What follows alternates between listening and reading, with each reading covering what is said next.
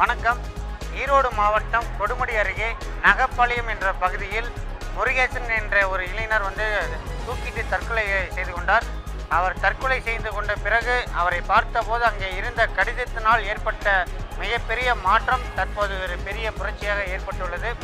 என்ன நடந்தது, முருகேசன் எவ்வாறு இறந்தார், அந்த சம்பவத்துக்கு அடுத்ததாக என்னென்ன சம்பவங்கள் நடந்து கொண்டிருக்கின்றன என்ன என்று அப்பகுதியைச் சேர்ந்த பொல்லான் பேரவையோட மற்றும் சமூக நீதி மக்கள் கட்சியின் தலைவர் திரு வடிவேல்ராமன் அவர்கள் நம்மிடம் தெளிவாக கூறவுள்ளார். ஈரோடு மாவட்டம் கொடுமுடி நகப்பாளையம் அருந்ததிர் குடியிருப்பைச் சேர்ந்த குப்பன் மகன் முருகேசன் என்பவர், அவர் வேலை செய்த கெமிக்கல் கம்பெனியினுடைய உரிமையாளர் துரைராஜ் என்பவர் தனது இருசக்கர வேலைக்கு செல்லாததனால் தனது இருசக்கர வாகனத்தை பிடுங்கி வைத்துக்கொண்டு சாதி பெயரை சொல்லி இழிவாக பேசியிருக்கிறார். அதனால் மனமுடைந்த முருகேசன் தனது வீட்டில் தூக்கிட்டு தற்கொலை செய்து கொண்டார். அப்பொழுது எனது தற்கொலைக்கு காரணம் ஓனர் எனது வண்டியை பிடிக்க வைத்து கொண்டார் அப்படி என்று எழுதி வைத்து ஒரு பேப்பரில் எழுதி செவற்றில் எழுதி ஒட்டிவிட்டு அதே இடத்தில் தற்கொலை செய்து கொண்டார். இது குறித்து கொடுமுடி காவல் நிலையத்திலே வழக்கு பதிவு செய்யப்பட்டது. ஆனால் அந்த வழக்கு என்பது கொடுமுடி காவல் நிலையத்தில் முதலில் சந்தேக மரணமாக வழக்கு பதிவு செய்யப்பட்டு அதற்கு பிறகு தற்கொலைக்கு தூண்டியதாக வழக்கு மாறு செய்யப்பட்டு தொடர்ச்சியாக எங்களுடைய போராட்டத்தின் விளைவாக தற்போது SC/ST வன்கொடுமை தடுப்பு சட்ட வழக்கு பதிவு செய்யப்பட்டிருக்கிறது. ஆகவே கடந்த 4 நாட்களாக அவருடைய பிரேத பரிசோதனை செய்யப்பட்ட அவர் உடலை பெறாமல் நாங்கள் தொடர்ச்சியாக போராடி வருகிறோம். அதன் விளைவாக இன்றைக்கு ஈரோடு மாவட்ட ஆட்சியர் அவர்களை சந்திக்க அனைவரும் வந்திருக்கிறோம். மாவட்ட ஆட்சியர் அவர்கள் ஒரு குடும்பத்திற்கு நிவாரணத் தொகையை 6 லட்சம் ஒதுக்கீடு செய்ய ஆணை பிறப்பித்துள்ளதாக அறிவித்திருக்கிறார். உடனடியாக அந்த அவருடைய முதலாளியை, அவருடைய தற்கொலை காரணமாக இருந்த முதலாளி துரைராஜ் என்பவரை உடனடியாக காவல்துறை கைது செய்ய வேண்டும். அதற்கு பிறகுதான் அவருடைய உடலை பெற்று நாங்கள் நல்லடக்கம் செய்வோம் என இதன் மூலம் தெரிவித்துக் கொள்கிறேன். அதாவது இந்த கொடுமுடி நகப்பாளையத்தில் ஏற்பட்ட இந்த தற்கொலையானது அவருடைய கெமிக்கல் ஓனர் துரைராஜோடைய தூண்டுதல் தான் காரணம். அவர் கடந்த 10 வருட காலமாக அவர்கிட்ட இப்போ வேலை செஞ்சிட்ருக்காரு. 10 வருடம் இப்போ தற்காலிகமாக ஒரு 6 மாத காலமாக நான் வேலைக்கு வரலன்ட்டு வேறு வேலைக்கு போயிட்டுருக்காரு. அந்த பணியில் அவர் தான் எக்ஸ்பர்ட்டாக இருக்கிறதுனால அவர் வரோன்னு சொல்லி நிர்பந்தப்படுத்தி அவரை கூட்டி போயிருக்கார். கெமிக்கல் ஓனர் அங்கே கூட்டி போய் உனக்கு நீ வேலைக்கு வரணும்னு நிர்பந்தப்படுத்தியிருக்காரு. அவர் இறந்து போன முருகேசன் மறுத்திருக்கிறாரு. நீ வேலைக்கு வந்தால் வேணும் கம்பல் பண்ணதுனால இவர் மறுத்ததுனால நீ வண்டி அவருக்கு சென்ற இருசக்கர வாகனத்தை பிடுங்கி வச்சுட்டு நான் உன்னை உயிரோடு விட மாட்டேன்னு ஏதோ மிரட்டி வைக்க வேண்டிய நிர்பந்தம் இருந்திருக்குது.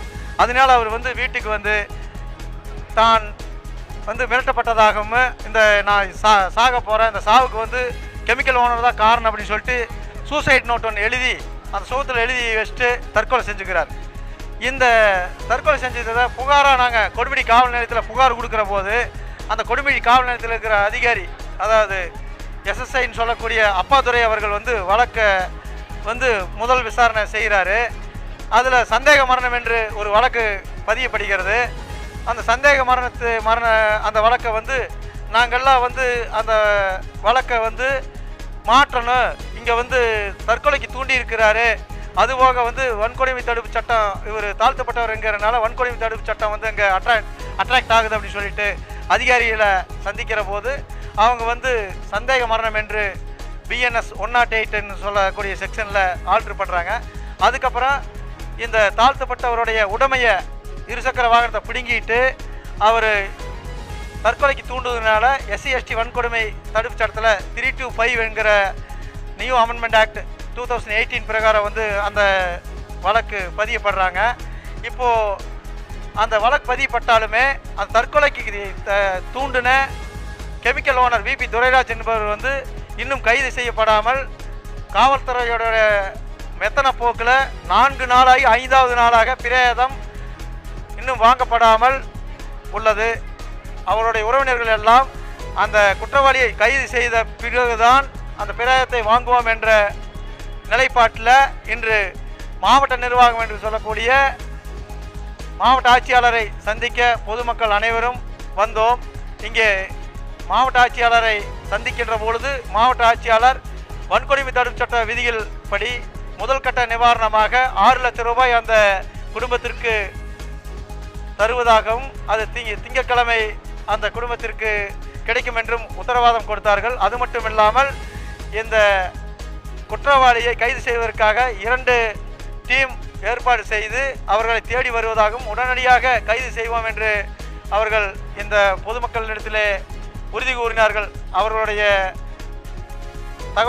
தகவலுக்கு பிறகு நாங்கள் இன்னும் துரிதப்படுத்த வேண்டும் என்றும் அந்த வன்கொடுமை தடுப்பு சட்ட விதிகள் படி அந்த பாதிக்கப்பட்ட குடும்பத்திலே உள்ள ஒருவருக்கு வேலை கிடைக்க வேண்டும், அரசு வேலை கிடைக்க வேண்டும் என்றும் அந்த அரசு மூலமாக அந்த குடும்பத்திற்கு ஒரு வீடு வழங்க வேண்டும் என்ற கோரிக்கையெல்லாம் எடுத்து சொன்னோம்.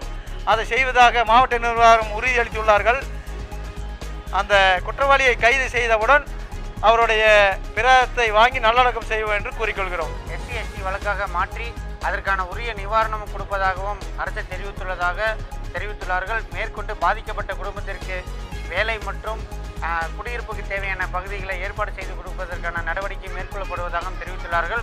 மேற்கொண்டும் சடலத்தை குற்றவாளி கைது செய்யப்பட்டால் மட்டுமே சடலத்தை பெறுவோம் என்று தெரிவித்துள்ளார்கள். ஈரோட்டிலிருந்து பாரத் எக்ஸ்பிரஸ் செய்திகளுக்காக அப்பாஸ்.